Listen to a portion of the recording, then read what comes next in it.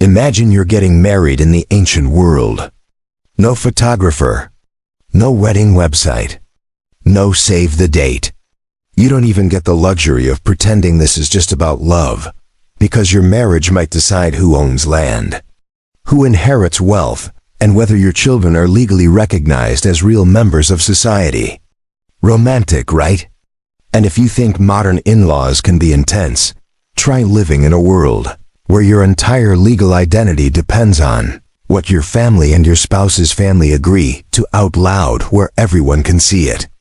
Because for most of history, marriage wasn't mainly a love story. It was infrastructure. It was a society's way of turning a private relationship into a public fact.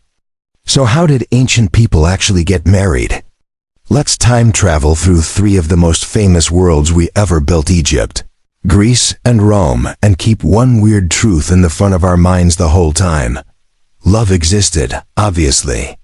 But marriage was mostly logistics. It was alliances, legitimacy, inheritance, and control. And the details change by time and place. But the purpose stays stubbornly consistent.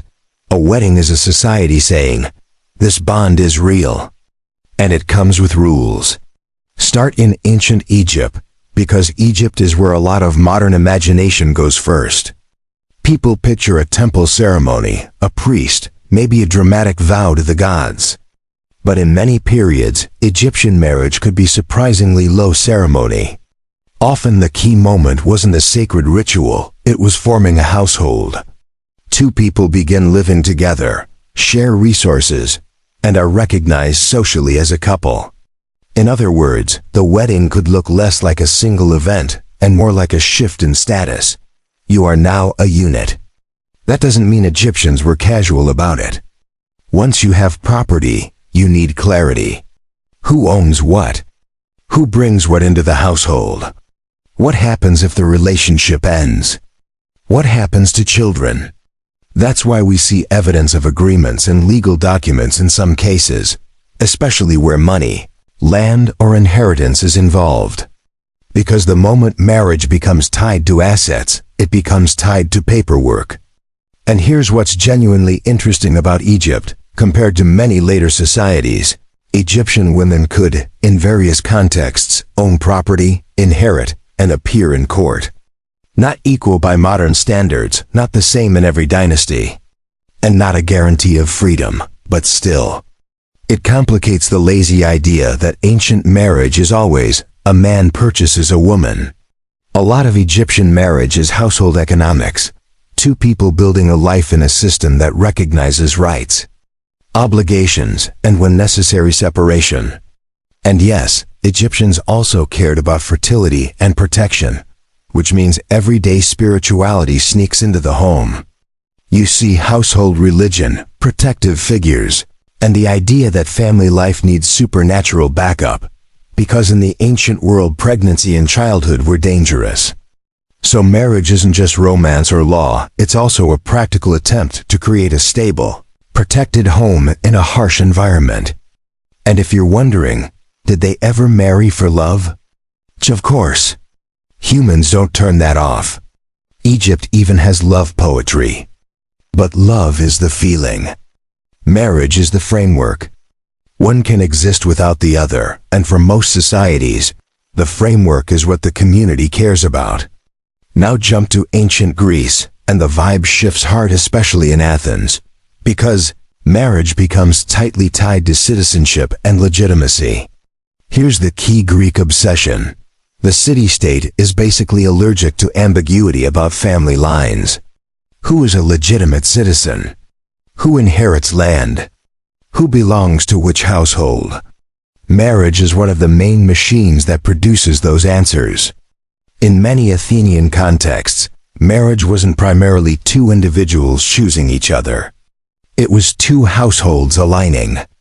A woman's male guardian, often called a kyrios, could play a central role in arranging the match. And yes, dowries mattered. Not as a cute tradition, but as a financial tool. Wealth is being moved, secured, and accounted for. Families are not just celebrating, they're investing. And Greek weddings had recognizable ritual steps that start to feel more wedding-like to a modern viewer.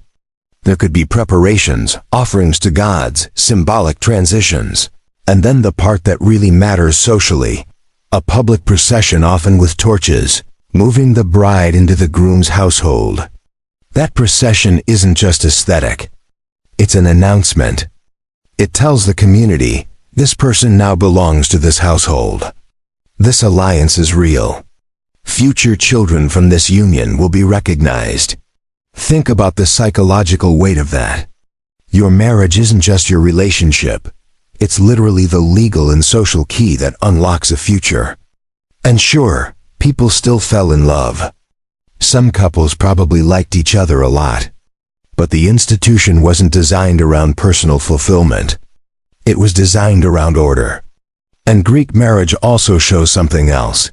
The more a society ties marriage to status and citizenship, the more family involvement increases. That's not toxic tradition.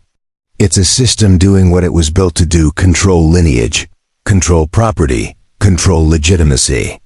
Then we arrive in Rome, the civilization that looked at human relationships and said, "Great, now categorize it." Roman marriage can look weirdly familiar from a distance: special clothing, a celebratory meal, a procession to the new home, but the legal structure underneath is the real engine. Rome had multiple forms or types of marriage arrangements across time and class. And one of the biggest questions was whether a woman came under the legal authority of her husband's family, what Romans called manus, or whether she remained legally tied to her birth family in a sine manu, arrangement that became common in later periods. That one distinction changes everything: property rights, inheritance, family power. And Roman weddings had rituals that feel almost modern in silhouette: a designated helper or witness figure in elite contexts, symbolic joining of hands, distinctive bridal dress elements described in sources, and the dramatic moment of being escorted to the new home, where thresholds, household gods, and public custom all shout the same message: this marriage is now socially real. But Rome also reveals the truth people don't like hearing. Marriage wasn't always sacred and unbreakable. Divorce existed and functioned in various Roman contexts, again, not easy, not emotionally painless. And not the same for everyone, but the fact that it existed tells you what marriage is at its core in many ancient societies: a social contract. A system people entered, used, renegotiated, and sometimes exited. Now pull the camera back. What do Egypt, Greece, and Rome all have in common? Under the ceremonies, the clothing, the processions, the contracts, marriage is society answering the same brutal questions. Who belongs to which household? Who inherits? Who is responsible for children? Who gains status from this union? Who owes what to whom? This is why marriage gets public. This is why families get involved.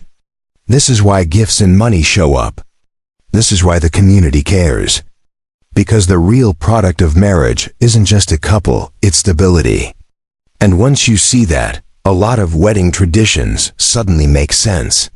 The public ceremony, the formal language, the pressure, the obsession with legitimacy, even the idea that this day isn't just yours. Because for most of history, it genuinely wasn't. It was the handshake between families. It was the legal scaffolding of inheritance. It was the social signal that the future has a structure now. And here's the twist that people don't expect.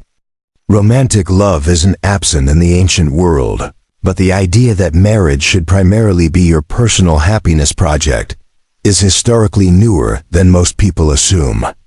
For most of history, love was something that happened inside the system, not the foundation the system was built on.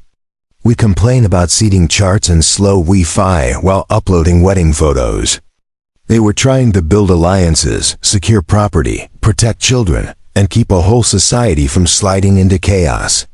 So the next time you see a wedding and think, why is this such a big deal? It's because it used to be bigger than the couple. And in a quiet way, it still is. The dress changes. The music changes. The rituals evolve. But the ancient impulse is still here. Make bonds visible, make responsibility clear, make tomorrow predictable. If you want to dig deeper, I'll link sources in the description texts, legal records, and modern scholarship, because with ancient history, the honest phrase is always, as far as the evidence suggests. And if you like ancient daily life explained simply, subscribe. New videos regularly. Sources always cited.